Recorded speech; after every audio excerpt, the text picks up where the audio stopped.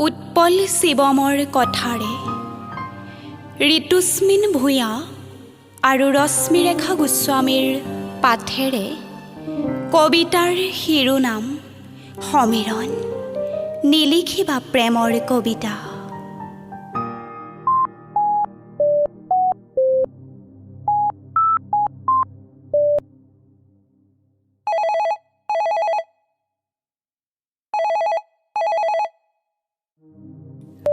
Hello' Samiran. হয়, কোনে কৈছে আপুনি? তুমি প্ৰেমৰ কবিতা নিলিখিবা সমীৰণ। ঘৃণনীয় তোমাৰ মুখাৰ আঁৰৰ কুৎসিত মুখনি। প্ৰেমিক কবিৰ মুখা পিন্ধি প্ৰেমক কলংকিত নকৰিবা সমীৰণ। চিনিছোঁ তোমাক, প্ৰিয়া। এম আই ৰাইট? নাকৰ আগত থকা তোমাৰ খংটো আৰু খং অভিমান মিশ্ৰিত হৈ কঁপি কঁপি ওলোৱা মাতটি শুনিয়েই চিনি পাইছোঁ। তুমিয়েই হয় সেইজনী অভিমানী, প্ৰিয়া।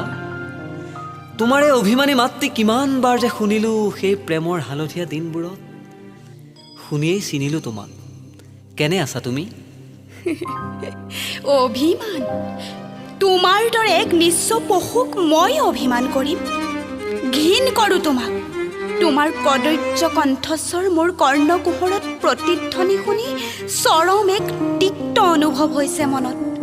স্বাৰ্থপৰ পলায়নবাদী ধিক তুমি।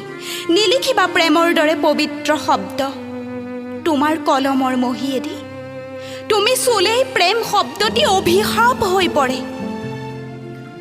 ধেত আকৰি, আজি সুদীৰ্ঘ ৩ বছৰৰ পাছত ফোনটো কৰি কিয়নো ঘৃণা আৰু অভিমানৰ চুনামীৰে ধুৱাই নিব খুজিছা মোৰ অনুভৱৰ মথাউৰি? প্ৰেমৰ কবিতাৰ মাজতেইতো বিচাৰি পাওঁ তোমাৰ মোৰ সেই হেঙুলি অতীত। Stop it Samiran. তোমাৰ মিথ্যাচাৰ ভৰা পুতি গন্ধময় কণ্ঠস্বৰ শুনি প্ৰেমৰ ৰোমন্থন কৰিবলৈ মই ফোন কৰা নাই।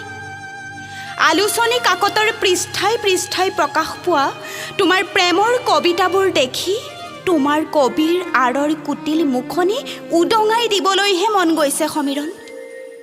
তোমাৰ বাবে মই কি কৰা নাছিলোঁ?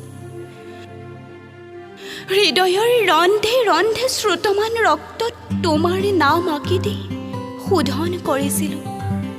তোমাৰ প্ৰেমৰ কবিতাৰ পংক্তিবোৰ আওৰাই মই নিজক সজাই তুলিছিলোঁ এক প্ৰেমৰ মালিতাপ ৰূপে। প্ৰিয়া, আজিও মোৰ প্ৰতি কবিতাৰ প্ৰতি বৰ্ণ তোমাতেই উৎসৰ্গিত। কবিতাৰ ছন্দই ছন্দই তোমাৰেই স্পন্দন। সেইটো আজিও লিখোঁ কবিতা প্ৰেমৰ বিষাদৰ প্ৰাপ্তি আৰু অপ্ৰাপ্তিৰ। মিথ্যাবাদী ভীৰু পুৰুষ তুমি। কবিতাই কবিতাই মোক সজাই তুলি সেয়ে হয়তো তুমি কলীয়া মেঘৰ দৰে মুখ লুকুৱালত দিকিবলয়ত। যিদিনা শুনিলা মোৰ এটি বৃক্ষ বিকল, মনত আছে মোৰ সেই দিনটো সমীৰণ। মুমূৰ্ষ অৱস্থাৰে মোক দাঙি নিয়া হৈছিল এম্বুলেন্সৰ চাইৰেন বজাই কোনোবা চহৰৰ চিকিৎসালয়লৈ। অৰ্ধচেতন অৱস্থাত বিচাৰিছিলোঁ তোমাক, কিন্তু তুমি হে প্ৰেমৰ কবি প্ৰেয়সীক সেই অৱস্থাত তেজি অন্তৰ্ধান হৈছিলা কোনেও ঘূণাক্ষৰেও গম নোপোৱাকৈ। বহু কান্দিলোঁ জানা সমীৰণ, বহু কান্দিলোঁ। এতিয়া তুমি নিশ্চয় বহু সুখী প্ৰিয়া। বহু সুখী মই। মোক বুকু উজাৰি মৰম দিয়া এজন স্বামী, এজনী পৰীৰ দৰে কণমানি ছোৱালী, এখন পূৰ্ণাংগ ঘৰ। বহু সুখী মই।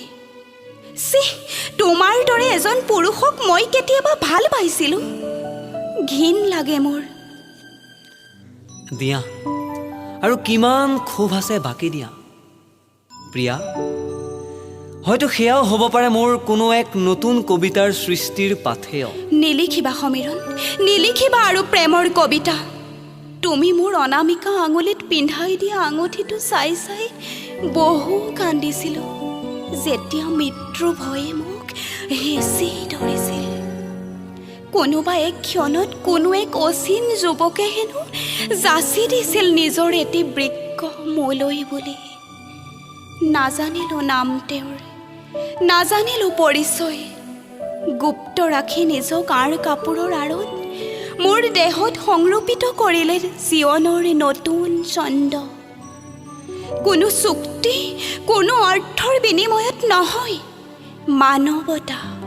মানৱতাৰ বিনিময়ত মোৰ দেহত গুজি দিলে নিজৰ দেহৰ অমূল্য অংগ। সেয়ে আজি সম্পূৰ্ণ সুস্থ, এটি সুখী পৰিয়ালৰ সগৌৰৱী মাতৃ মই। তাৰ পাছত কৈ যোৱা প্ৰিয়া। তুমি দিয়া আঙুঠিটো উপহাৰ দি আহিলোঁ সেই অচিন যুৱকৰ বাবে চিকিৎসকৰ হাতত, যাৰ বাবে দেহত আজি মোৰ এই প্ৰাণ সঞ্চাৰণ। নুবুজিবা সমীৰণ, মানৱীয়তাৰ এই প্ৰমূল্য তুমি কেতিয়াও নুবুজিবা। ভীৰু কাপুৰুষ তুমি, এজন মুখা পিন্ধা কবি। হৈ গ'ল সম্পূৰ্ণ প্ৰিয়া, এক নতুন প্ৰেমৰ মালিতা। ঘৃণনীয় এই কবিৰ কাপেদি বাগৰি থাকিব অক্ষয় কবিতা। যেতিয়ালৈ তোমাৰ শৰীৰত মোৰ কোনো অংগই নাচে, জানি ল'বা তুমি উপহাৰ দিয়া সেই আঙুঠিটো মোৰ অনামিকাত আজিও জোন হৈ জিলিকি আছে। Samiran, hello', Samiran, hello'.